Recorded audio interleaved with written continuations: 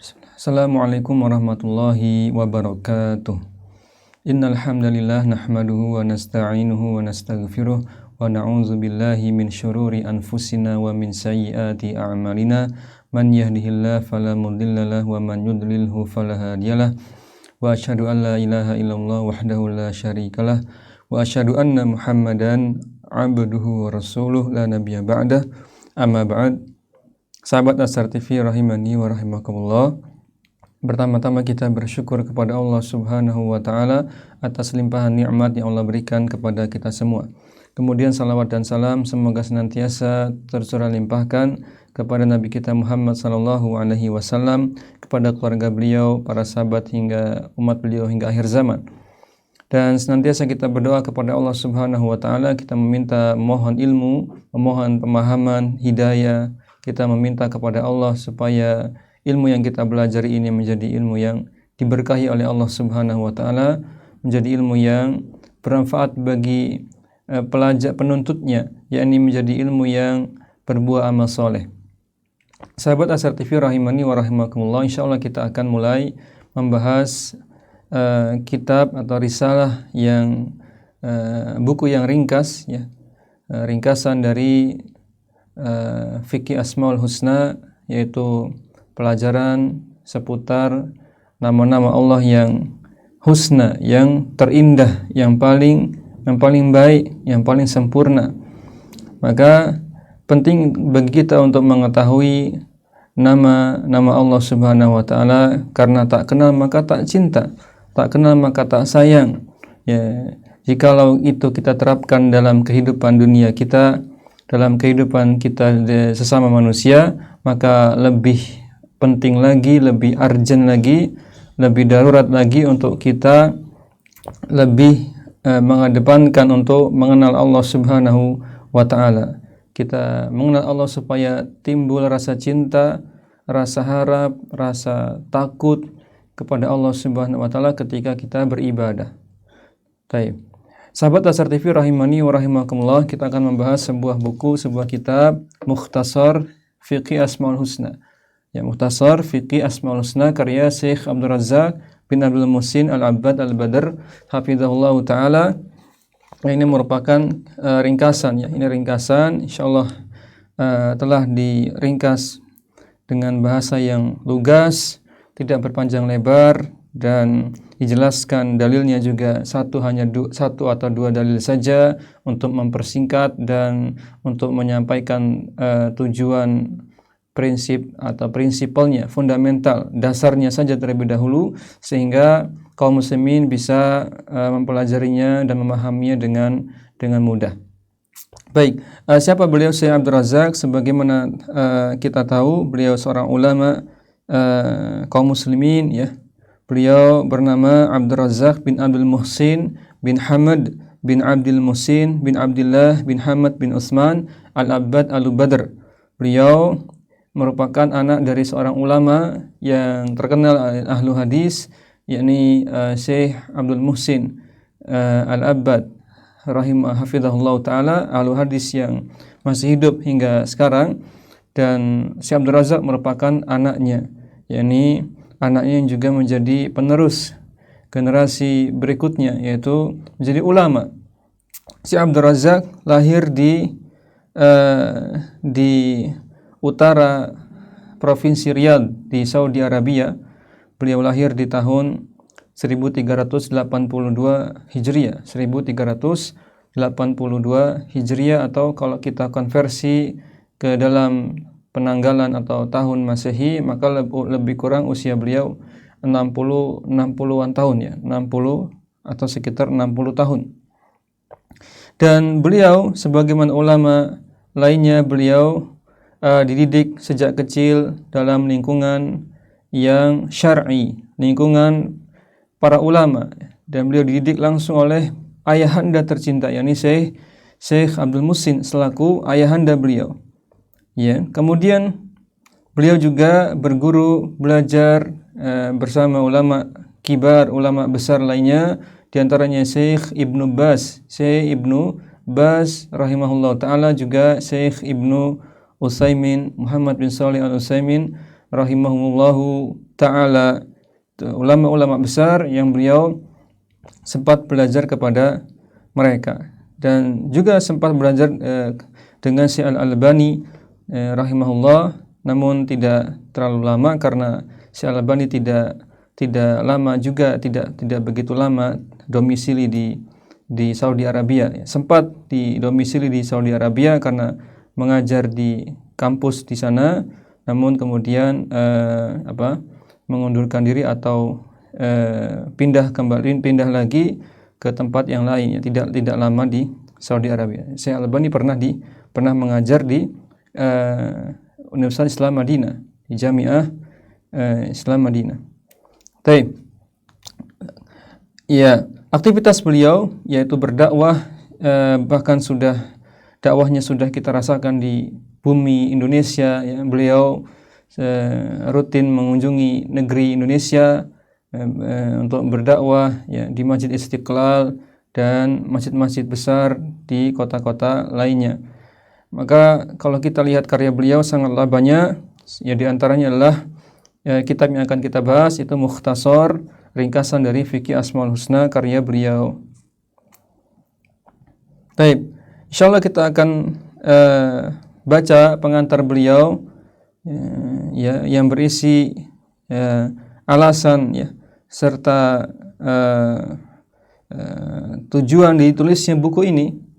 Ya, itulah manfaatnya kita membaca muqaddimah, pengantar. Kita bisa tahu alasan penulis, tujuannya, maksud dari penulis menulis buku tersebut. Dan kita buka halaman 5, ya, kita buka halaman 5 di bagian muqaddimah. Bismillahirrahmanirrahim. Qala al-muallif hafizahullah taala, bismillahirrahmanirrahim.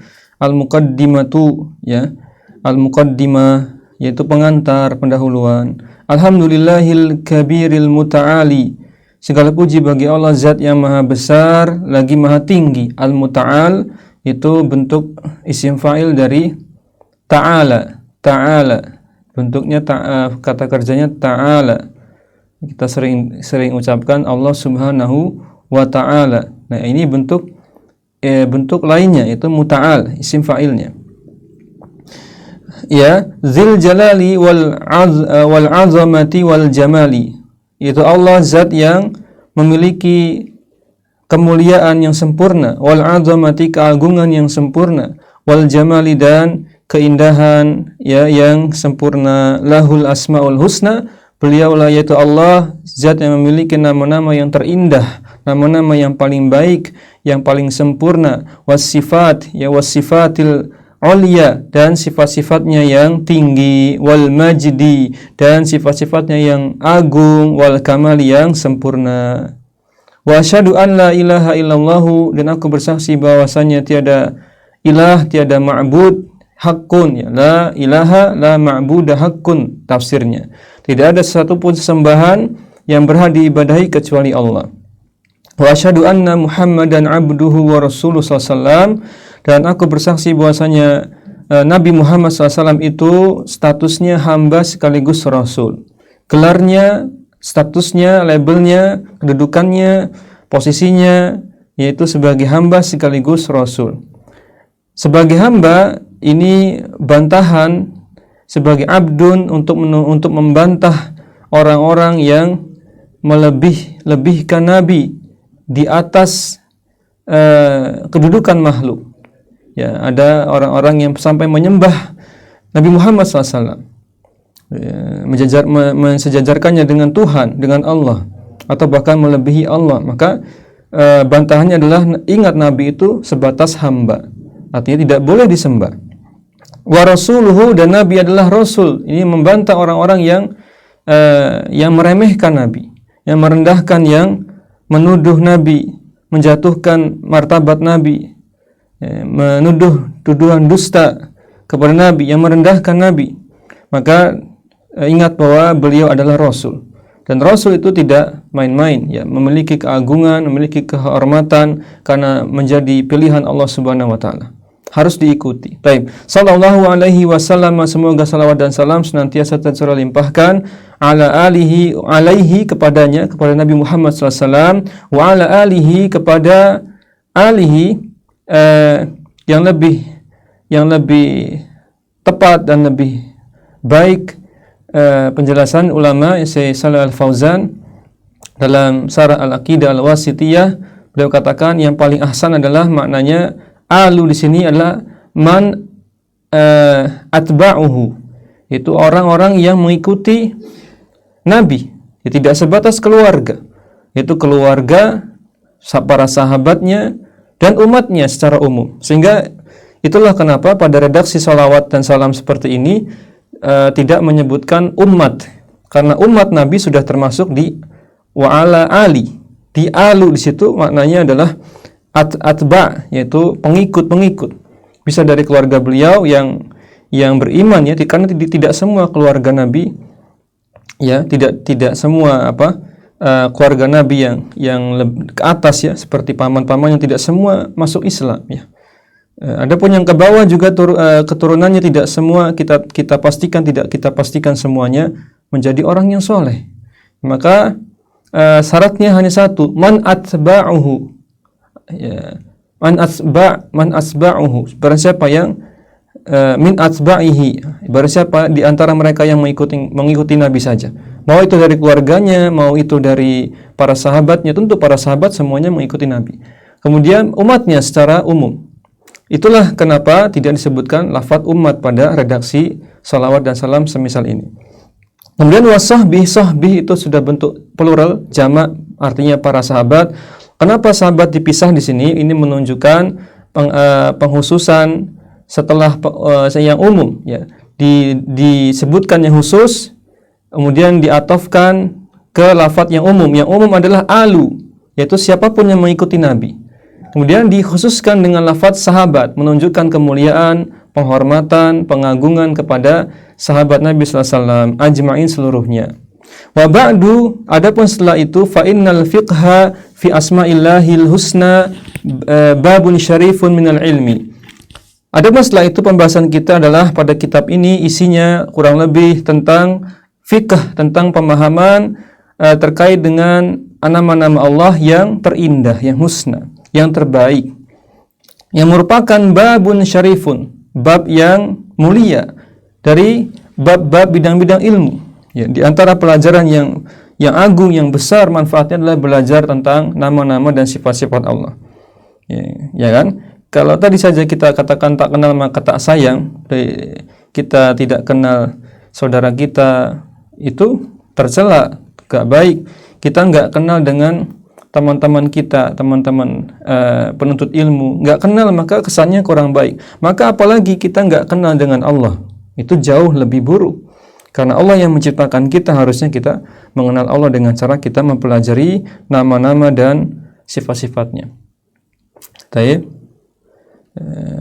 Semakin kita mengaku cinta, harusnya semakin kita mengenal nama-nama dan sifat-sifatnya.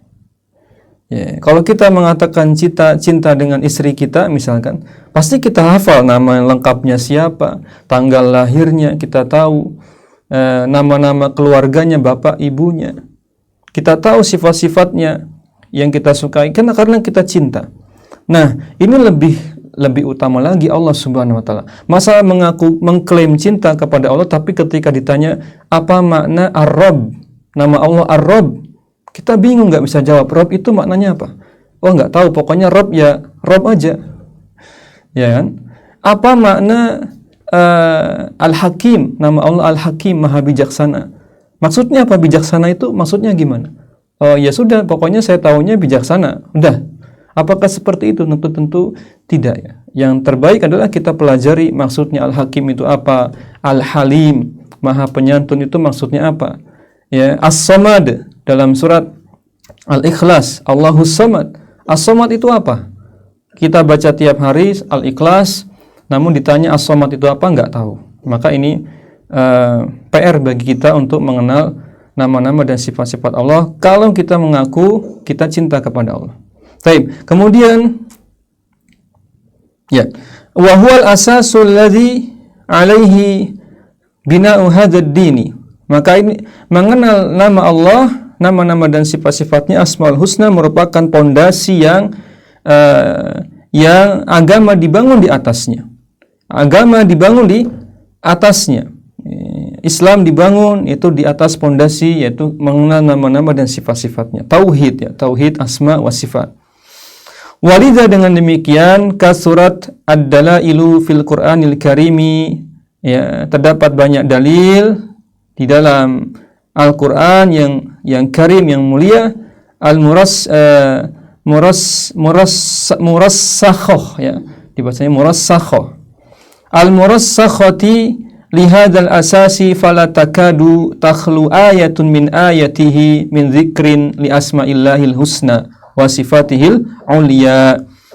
Maka banyak terdapat dalil-dalil menyebutkan dalam Al-Qur'anul Karim yang dikuatkan lihadil asasi sebagai asas pondasi dalam Islam. Fala takadu hampir-hampir tidak ada satupun ayat yang terluput penyebutan tentang nama atau sifat Allah. Tidak ada satupun ayat yang terluput ya, tidak mengandung pesan, kandungan faedah, tafsir tentang nama dan sifatnya. Contoh saja Al-Fatihah ya. Dari mulai alhamdulillahi rabbil alamin, ada nama Allah Rabb di situ. Iya kan? Ada nama Allah Ar-Rabb di situ. Pada lafaz alhamdu ada kandungan makna cinta. Karena kita memuji Allah sebab kita cinta kepada Allah, dan sebab kita cinta kepada Allah karena Allah lah yang memberikan kecukupan bagi kita. Allah berikan rezeki kepada kita sehingga kita layak untuk memuji Allah dengan mengucapkan alhamdulillahirabbil alamin. Ar-Rahmanir Rahim jelas nama Allah. Maliki yaumiddin, ya, Allah Maha merajai, Maha menguasai. Nanti makna-makna nama-nama yang lainnya pun menyertai Allah itu Al-Qadir, Allah Maha berkuasa, Allah pemilik kudrah, dan seterusnya. Allah Al-Malik, Allah Maha merajai, dan seterusnya. Baik. Kemudian lanjutkan, hampir-hampir tidak ada satupun ayat yang tidak membahas nama dan sifatnya yang husna, yang terindah, wa sifatihil ulia, dan sifat-sifat Allah yang tinggi. Mimma yadullu ala ahamiyati hadzal ilmi syarifi wa azuma sya'nuhu wa kasratu khairatihi wa awadihi. Dari segala poin, dari semua pembahasan kita tadi yang menunjukkan pentingnya ilmu yang mulia ini. Ya, ilmu yang mulia ini apa? Yaitu mempelajari nama-nama Allah dan sifat-sifatnya. Wa azuma sya'nuhu, besarnya perkara mempelajarinya. Wa kasratu khairatihi, banyak sekali kebaikan di dalamnya ketika kita mau mempelajarinya, ya. Atau ana ulangi, mimma yadullu ala ahamiyati hadzal ilmi syarifi wa azmi sya'nihi, ya, itu ataf ke ahamiyah, menunjukkan yang pertama pentingnya, urgentnya mempelajari ilmu yang mulia ini. Yang kedua, wa azmi sya'nihi, besarnya agungnya perkara ini. Yang ketiga, wa kasrati khairatihi, yaitu banyaknya kebaikan dari mempelajari nama-nama dan sifat-sifat Allah. Wa awaidihi, ya, dan segala keuntungan ketika kita mempelajarinya. Keberuntungan, keuntungan, benefit, ya, bahasa Inggrisnya benefit, manfaat kita mempelajari nama-nama dan sifat-sifat Allah. Wa annahu aslun min usulil imani, karena bahwasanya mempelajari nama-nama dan sifat Allah merupakan asal, ya, asas, akar, pondasi, ya, dari pondasi-pondasi keimanan seorang hamba. Wa ruknun min arkanid din, rukun, ya, tiangnya, penyokong, ya, dari rukun-rukun dalam agama Islam. Wa asasun min ususi millatil islami alaihi, dan sebagai asas, landasan dari landasan-landasan agama Islam, ya, alaihi, ya, yang di atasnya, di atas pondasi mengenal nama dan sifat Allah inilah tubna maqamatud dini ar-rafi'atu wa manaziluhu al-aliyatu. Itulah sebab, ya, dibangunnya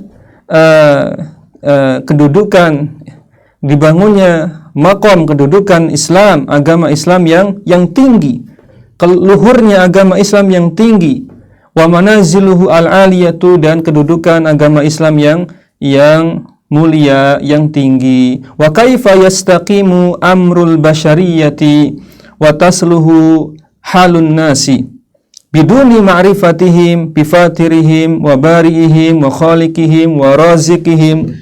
Ya, perhatikan di sini bahwa bagaimana mungkin bisa urusan basyariyah, urusan manusia yastaqim, bisa terwujud, bisa ditunaikan dengan baik. Nggak mungkin bisa, ya, tanpa adanya kita mengenal Allah. Nggak mungkin kita mengaku bisa sukses tanpa mengenal Allah, bisa sukses dalam beragama tanpa mau mempelajari nama-nama dan sifat-sifat Allah. Taib, wa tasluhu halun nasi, tidak mungkin kondisinya itu bagus, baik, keadaan manusia biduni ma'rifatihim, tanpa mengenal Allah. Ya, tanpa ma'rifatihim, itu pengenalan, pengetahuan, upaya belajar mereka hamba-hamba Allah itu mengenal zat atau mengenal Tuhannya, itu Allah Subhanahu wa taala, nama-nama dan sifat-sifatnya. Bifatirihim, tentang penciptaan, ya, kemampuan Allah mencipta alam semesta tanpa ada yang mendahuluinya, itu fatir. Wa bari'ihim, bari juga sama, pencipta, namun konteksnya adalah Allah pencipta alam semesta dengan hikmah. Allah menciptakan dengan hikmah. Wa khaliqihim, Allah menciptakan sesuatu tanpa ada yang semisal. Allah pencipta tunggal yang menciptakan alam semesta tanpa ada yang semisal. Itu perbedaan antara fatir, bari dengan khaliq. Sama-sama pencipta, namun penjelasannya sedikit berbeda. Baik. Wa raziqihim, Allah zat yang memberikan rezeki kepada mereka. Nah, mereka itu, kita hamba-hamba Allah harusnya mengenal ini, mengenal Allah itu fatir, mengenal Allah itu bari, al-bari, al-fatir, Allah itu al-khaliq, Allah itu ar-razik, dan seterusnya. Kita harus mengenal Allah, ya. Wa biduni ma'rifatihim bi asma'ihi al-husna wa sifatihi al-ulya wa nu'utihi al-kamilati ad-dalati ala kamalihi wa jalalihi wa azamatihi wa annahu al-ma'budu bihaqqin wala ma'budu wala ma'budu bihaqqi siwahu. Bahwasanya tanpa mempelajari tentang nama-nama dan sifat-sifat Allah, nama-nama yang husna, sifat-sifat Allah yang ulia, dan sifat-sifat Allah yang kamilah, yang sempurna, yang menunjukkan kesempurnaannya, kemuliaannya, jalalihi wa azamati, dan keagungannya. Maka wa annahu al-ma'budu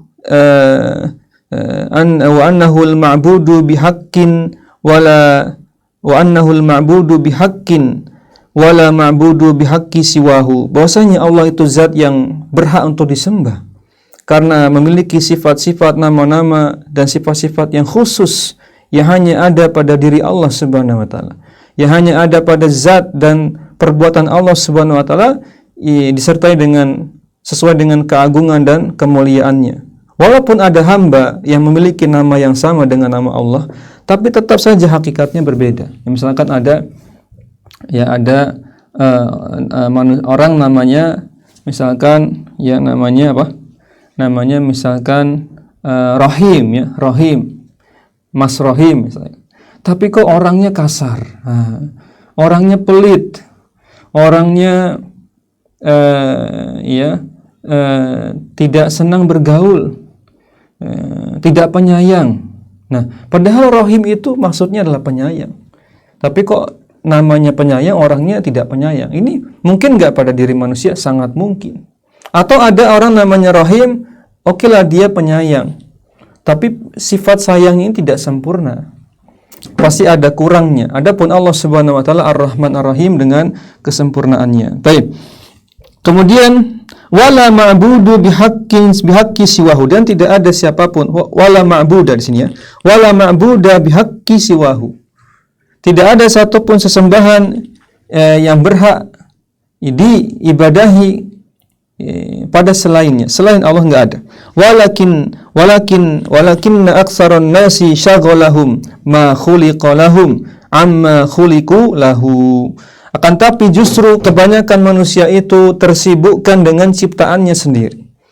Itu bedanya. Kalau Allah memiliki makhluk yang sangat banyak, namun Allah tidak tersibukkan dan tidak kerepotan, tidak kecapean mengurusi makhluknya. Adapun makhluk sendiri, manusia menciptakan misalkan kendaraan, gadget, HP, komputer, laptop. Apa yang terjadi? Mereka tersibukkan dengan itu.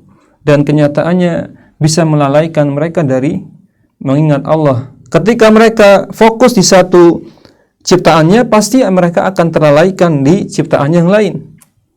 Itu bedanya al-khaliqnya makhluk, penciptaan makhluk dengan penciptaannya Allah. Allah mencipta, Allah bertanggung jawab, Allah mengurusi semuanya tanpa ada yang terzolimi.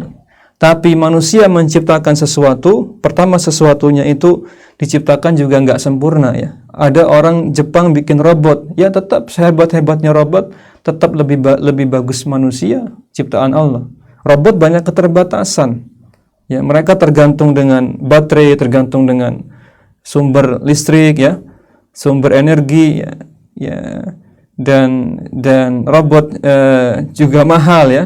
Pastinya, maka banyak keterbatasan. Adapun manusia yang Allah ciptakan sangat sempurna ya, dan penciptaannya menakjubkan. Ya, dari mulai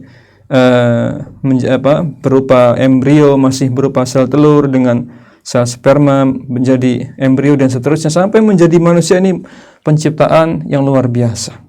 Tiada tandingannya. Taib. Adapun manusia tadi dikatakan syaghalahum ma khuliqa lahum amma khuliqu lahu. Mereka tersibukkan dengan ciptaannya sendiri ya, dari segala yang mereka ciptakan. Mereka tersibukkan dengan gadget. Ya, mereka tersibukkan dengan ciptaannya sendiri, terlalaikan dengan HP-nya sendiri. Terlalaikan dengan kendaraannya sendiri. Ya, punya mobil baru ya, malah sering jalan-jalan, lupa sholat, lupa zikir, lupa sedekah dan seterusnya. Maka ini yang terjadi. Demikian kita simpulkan pada mukadimah sesi pertama, yaitu bahwa penulis ingin menyampaikan bahwasanya mengenal, mempelajari nama-nama dan sifat-sifat Allah itu sangatlah urgent ya, sangatlah penting, sangatlah darurat ya, karena disebutkan dalam Al-Qur'an, yaitu banyak sekali dalil yang menyebutkan nama-nama dan sifat-sifat Allah, banyak sekali disebutkan dalam Al-Quran sebagai bukti bahwasanya inilah pondasi dalam beragama. Kita mengenal Allah terlebih dahulu, sehingga ketika kita hijrah mulai menjadi talabatul ilm min talabatul ilm, di antara para penuntut ilmu, maka hendaknya yang pertama dipelajari adalah tentang tauhid. Tentang tauhid dulu. Nah, tauhid nanti turunannya adalah tauhid asma wa sifat, yaitu mengenal nama-nama dan sifat-sifat Allah. Inilah babnya, yaitu di buku ini, mempelajari nama-nama dan sifat-sifat Allah. Logikanya tadi ya, kita dikatakan cinta dengan sesama manusia ketika kita hafal namanya, tahu rumahnya di mana. Orang itu akan cinta, senang. Nah, sama lebih utama lagi ketika kita mencintai Allah dengan cara bukti, yaitu kita mengenal Allah, tahu nama-namanya, tahu konsekuensi dari nama-namanya, kita teladani Allah dalam nama-namanya. Misalkan Allah Maha Dermawan, ya sudah, berarti kita contoh, kita harus dermawan sebagaimana Allah dermawan, walaupun tidak akan sama levelnya. Namun kita contoh, kita juga harus dermawan. Allah Maha Penyantun, lembut, ya, Allah tidak suka tidak bermudah-mudahan mengazab hambanya, maka harusnya kita pun demikian, mencontoh. Jadi dengan mempelajari nama-nama dan sifat Allah, kita pertama meneladani Allah dalam nama dan sifatnya. Yang kedua, kita bisa beribadah dengan tawassul, dengan perantaraan nama-nama dan sifatnya. Misalkan apa? Ketika berdoa, nanti akan dibahas di sesi berikutnya. Ketika kita berdoa ya, meminta rezeki, maka sebutkan nama Allah. Ya Razzaq, Dzul Quwwatil Matin, Urzuqni, misalkan. Pakai bahasa Arab ya, kalau bisa pakai bahasa Arab. Namun kalau nggak bisa pakai bahasa Indonesia. Namun kalau kata ulama, kalau kata ustadz itu apa? Selama kita masih punya kemampuan belajar bahasa Arab, maka tetap afdolnya bahasa Arab dalam berdoa ya. Tetap afdolnya berbahasa Arab dalam berdoa. Ustaz, ana nggak bisa bahasa Arab, ya belajar gitu, belajar. Kecuali tidak mampu sama sekali, misalkan sudah tua, sudah daya ingatnya sudah lemah sekali, maka itu uzur untuk tidak belajar bahasa Arab. Adapun masih muda ya, masih kuat fisiknya, pendengarannya, matanya, fokusnya, ingatannya, belajar bahasa Arab ya. Ya, belajar bahasa itu ilmu alat untuk membantu kita memahami agama Islam lebih baik lagi insyaallah. Nah, jadi itu yang bisa kita sampaikan, bahwa pentingnya kita mempelajari nama-nama dan sifat-sifat Allah untuk bisa menjadi bekal kita lebih dekat dengan Allah Subhanahu wa taala insyaallah taala. Itulah kita cari jalan tawassul dengan nama-nama dan sifatnya. Kita berdoa menyebut nama Allah sebelum kita menyebutkan isi dari doa kita. Karena di antara bentuk adabnya berdoa adalah menyebutkan terlebih dahulu nama Allah. Ketika kita meminta ilmu, ya alim al-alim, ya alimun hakim, alimni, ya Rabbi zidni ilma, dan seterusnya. Jadi kita sebut dulu nama Allah yang berkaitan dengan isi doa yang akan kita panjatkan. Kita minta ilmu, sebutkan ya Allah al-alim, ya al-alim al-hakim. Kita meminta rezeki, ya Razzaq Dzul Quwwatil Matin. Makna Dzul Quwwatil Matin dikaitkan dengan Ar-Razzaq, bahwasanya Allah itu sangat kuat, Allah itu sangat berkuasa, punya daya, punya kekayaan. Jadi jangan remehkan Allah. Maksudnya begitu. Ar-Razzaq Dzul Quwwatil Matin maksudnya Allah itu sangat kuat. Allah bisa saja memberikan rezeki seketika itu juga. Walaupun di pikiran kita kayaknya nggak mungkin Allah berikan solusi rezeki kepada saya di waktu dekat, maka jangan berpikiran seperti itu. Allah maha kuat, Allah punya daya yang sangat besar untuk bisa mengabulkan doa-doa kita. Maka dengan menyebut nama Allah kita jadi optimis ketika berdoa, kita jadi ibadah berdoanya itu semakin berpahala di sisi Allah dibandingkan cuma doa kita cuma minta terus tapi kurang adabnya tidak menyebutkan nama Allah, tidak dengan merendahkan diri, pengennya buru-buru dikabulkan, terlalu spesifik dalam berdoa juga itu kurang adab, terlalu spesifik dalam berdoa itu kurang adab. Ya, misalkan ya Allah saya bulan ini butuh motor, ya Allah saya minta motor mereknya Supra X, misalkan, itu enggak boleh begitu, karena kita berdoa terserah Allah. Allah yang maha berkehendak, terserah Allah mau kabulkannya seperti apa caranya. Mau Allah kabulkannya itu sesuai keinginan kita atau bahkan tidak sesuai dengan keinginan kita. Ya, maka itu terserah Allah. Jangan mengatur-ngatur Allah ketika berdoa. Itu faedahnya. Ketika berdoa, doalah dengan cakupan yang umum. Rabbi zidni ilman, selesai. Ilmu itu luas, nanti ilmu fikih, ya ilmu Quran, ya ilmu hadis, ya. Ya Razzaq Dzul Quwwatil Matin urzuqni. Udah, ya Allah aku minta rizki, berikanlah aku rizki. Sudah cukup. Tidak perlu didetailkan, saya minta rizkinya ya Allah malam ini saya butuh uang 2 juta ya Allah. Berikanlah saya uang 2 juta malam ini. Ini namanya ngatur ya. Ini enggak boleh. Ini namanya ngatur-ngatur Allah. Ya, terserah Allah mau kasih rezeki dengan cara Allah yang hikmah ya. Baik, demikian bisa kita sampaikan, semoga memberikan manfaat kepada kita semua. Kita akhiri dengan doa kafaratul majlis. Subhanakallahumma wa bihamdik, asyhadu an la ilaha illa anta, astaghfiruka wa atubu ilaik. Assalamualaikum warahmatullahi wabarakatuh. Jazakumullahu khairan.